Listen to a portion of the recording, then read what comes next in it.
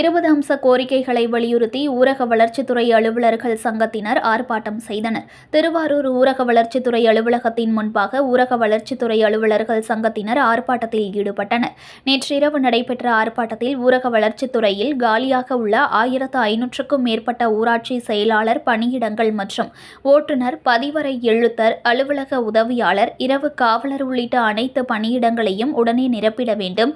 ஊராட்சி செயலாளர்களுக்கு சிறப்பு நிலை, தேர்வு நிலை, வரையறுக்கப்பட்ட ஓய்வூதியம், மருத்துவ விடுப்பு, ஈட்டிய விடுப்பு உள்ளிட்ட விடுபட்ட உரிமைகளை வழங்கிட வேண்டும்.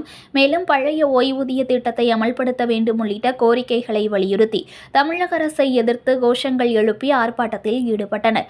இந்த ஆர்ப்பாட்டத்தில் மாவட்ட தலைவர் வசந்தன், மாவட்ட செயலாளர் அமர்நாத், மாநில செயலாளர் செந்தில் உள்ளிட்ட பலர் கலந்து கொண்டனர்.